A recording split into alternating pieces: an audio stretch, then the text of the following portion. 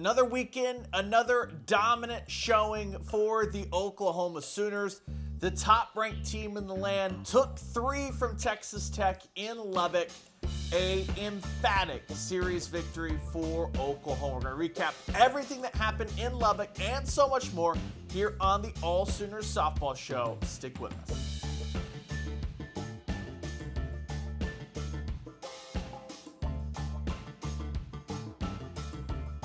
What's up? Ryan Chapman back in the saddle here on the AllSooners Softball Show, recapping another huge weekend for Patty Gasso's crew as the Sooners went a combined 40-3. That was the combined score across 3 games in Lubbock, and it was emphatic. It was dominant. Everything you could ask for, despite the fact that Oklahoma was down their starting catcher for most of the series. We'll talk about that.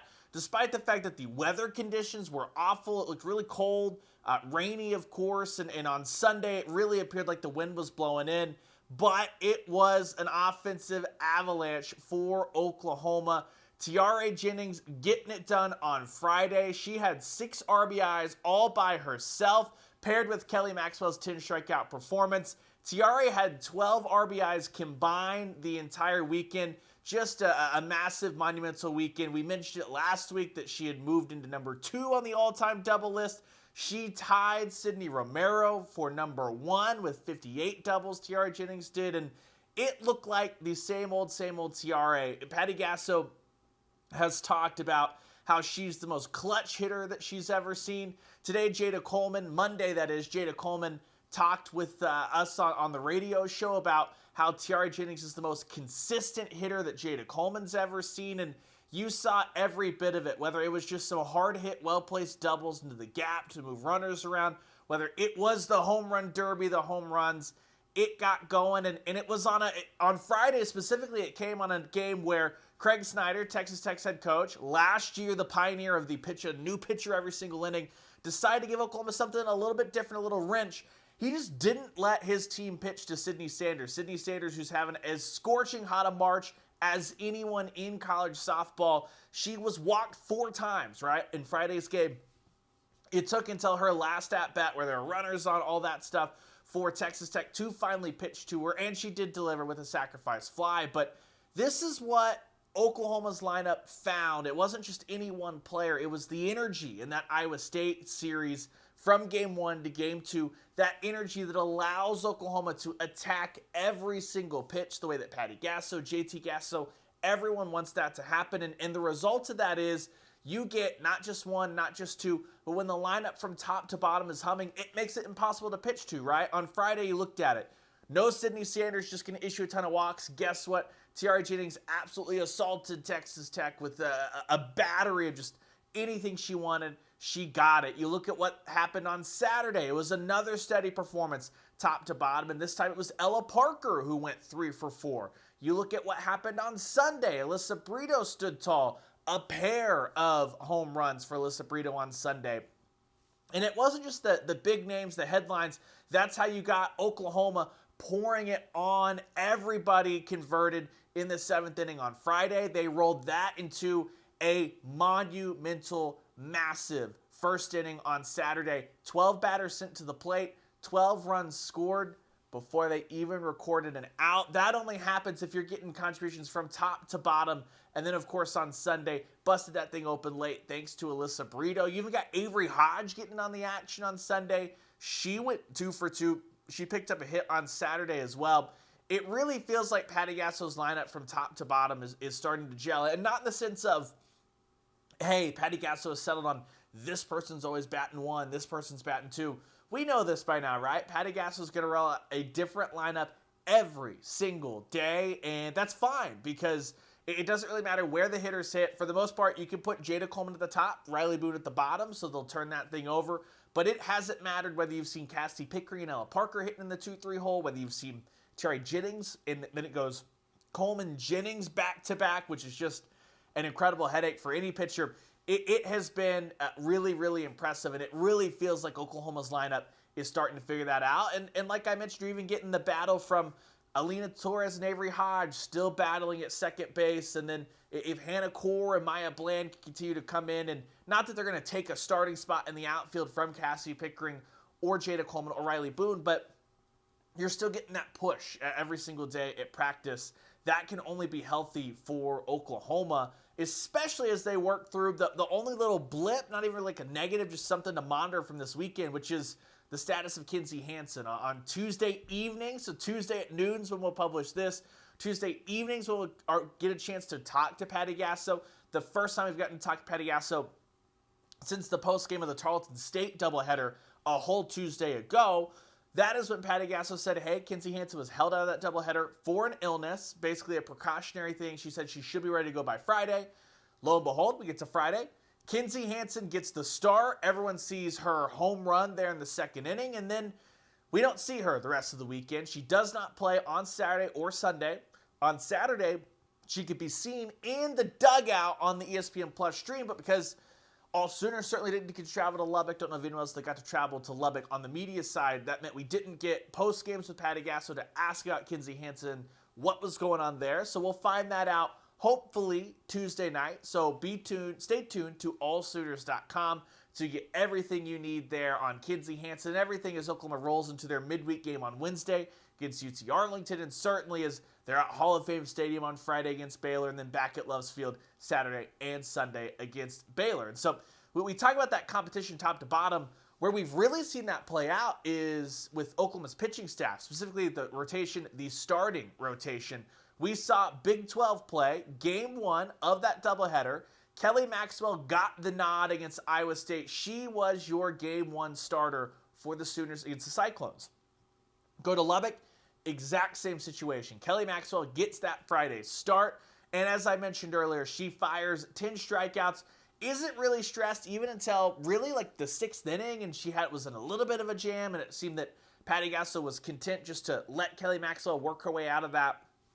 No worries, no doubts at all from what you're getting. Kelly Maxwell, a veteran of the Big 12, and you've seen her turn it on as of late, something we talked about last week on the AllSooners Softball Show, that she mentioned at this point in the year, she is really feeling comfortable with everything that Jen Rocha has brought. And if you've listened to Alex Storako as she works with us on the franchise on radio on the road to OKC, she's talked about that when you make that move from non-conference to conference play, that's really where she got to take a huge step forward as well. Because in the non-conference, these multi-team events where you're preparing for 4, maybe 5 teams over the course of 3 days, you're having to prepare for 12 to 14 hitters for every single one of those teams, for every single one of those games, compacted into a 3-day window.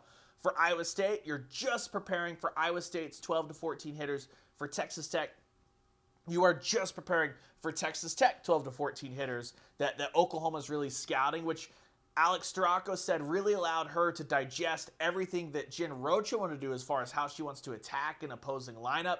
Feels like Kelly Maxwell is really settling into that exact same rhythm as we've seen. She's been excellent against both Iowa State and Texas Tech. Business will obviously pick up against Baylor, but maybe I don't know if it's a surprise, but the thing that was different this weekend in Lubbock, it was not Nicole May that got the Saturday start. It was Kirsten Deal, the sophomore who hadn't given up a run since opening weekend against Long Beach State. That was 27 straight innings scoreless. She got the Saturday start, and though she did give up a solo home run in the first inning, it was really the only blip for Kirsten Deal throughout a really strong performance. She even had to wait through that 12-run first inning, so she's gotten all warmed up in the pregame and then just had to sit in a really cold dugout.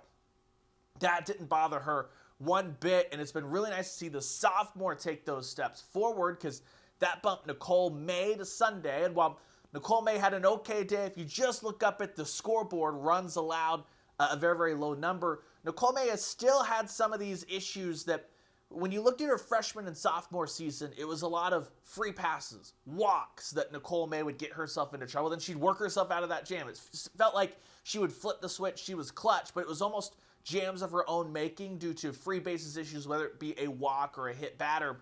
On Sunday, it wasn't really the walks, only one of those. It wasn't really the hit batters. It was the fact that Texas Tech was able to square up and get 7 hits. Now, the 7 hits did not translate to 6 runs or anything gaudy like that, but it'll be interesting to see. I can't wait to kind of pick Patty Gasso's brain as far as, is it just the fact that Nicole May has kind of been a contact pitcher a little bit, And because it's year 4 and she's got 4 years of film, like 3.5 years of film on her that Big 12 teams are very familiar, is it another gear that Nicole May has to hit? It's so weird talking about this because Nicole May not giving up a ton of runs is just not the totally locked down, shut down performance you've been used to seeing from a Kelly Maxwell or a Kirsten Deal, as far as not really a ton of base traffic, not much on the base path. So that'll be something to look at. But the good news is, too, you continue to get strong relief innings out of Peyton Monticelli, strong relief innings out of Carly Keeney. The Oklahoma pitching staff still looks like it's at the worst 5 strong, even if S.J. Guerin doesn't get a ton of look. And so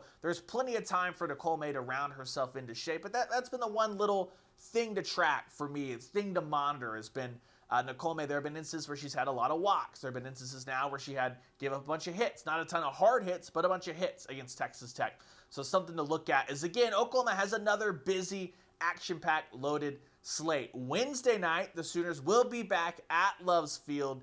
UT-Arlington is the opponent. Then they'll have Thursday night off, at least from the game perspective, before they head up to Hall of Fame Stadium on Friday. A really big series against the Baylor Bears. The Baylor Bears, a team that had some preseason ranking buzz, but just got swept by Kansas. So how is Baylor going to respond? You know that they'll be desperate. Obviously, the Baylor Bears, the only team to beat Oklahoma a year ago, coming into Hall of Fame on Friday. Dariana Orme, Govan, players to look out for. Then Saturday and Sunday, the series will close out at Loves Field, just like the Texas series was last year. Not that complicated. Oklahoma fans know it. One game at Hall of Fame Stadium on Friday night.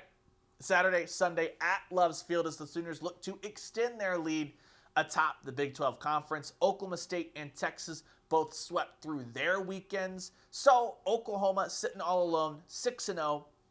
Texas, Oklahoma State, still the chasing pack at 5-1 apiece. And you look across the country, and LSU lost their first game this weekend, so they are unbeaten no longer. And it is pretty much Oklahoma, unquestioned, your number 1 ranked team at the top of college softball, which is not a shock, but it is just funny that here we were a couple weeks ago coming off of one lone loss against Louisiana, and it was like, the sky is falling, the sky is falling. No, I think a lot of you guys and girls, the intelligent ones that watch this show, you know, sky was not falling. Everything was going to be fine. If anything, it felt like a weight was lifted off the shoulders of these Sooners, and they're playing free and easy yet again, which is really good to see headed into Wednesday's game against UT-Arlington. And then the pair at Loves Field, the game at Hall of Fame Stadium, the 3-game set against Baylor on the weekend. So come on back, AllSooners.com. Like we said, as soon as we find out anything more about Kinsey Hansen, why she played a little bit Friday but not Saturday and Sunday, that'll be up at AllSooners.com. On Thursday, we'll circle back here for the AllSooners Softball Show, recapping everything that Patty Gasso had to say, the players we got to talk to, all that fun stuff. Probably won't have the recap of the UT-Arlington game, so probably have to shoot the show before the UT-Arlington game. Oh, the joys of working in morning radio, right? But like I said, if anything huge, massive, noteworthy, I'll circle back. I'll tack on something to the end of the show, or maybe at the beginning. You'll know about it if there's massive anything breaking from that UT-Arlington game. But a recap of everything that Patty Gasso and the Sooners had to say on Tuesday is coming on Thursday, as well as a more in-depth preview of that Baylor series. It should be a ton of fun. I'll be at Hall of Fame. I'll be at Loves Field. If you see me, come say what's up. Always appreciate talking to you guys. But for the whole All-Sooners crew, John Hoover, Randall Sweet, Bryce McKinnis, Rise Lovelace, I'm Ryan Chapman. Remember, AllSooners.com is the place to be for all of your softball news. Every single press conference video, game recaps, game stories, my weekend wrap for home series where we get to talk to Patty Gasso a couple times. All that stuff is always at AllSooners.com, which of course is your place to find the AllSooners Softball Show. So for everybody, I'm Ryan Chapman. I'll talk to you guys back here on the AllSooners Softball Show on Thursday.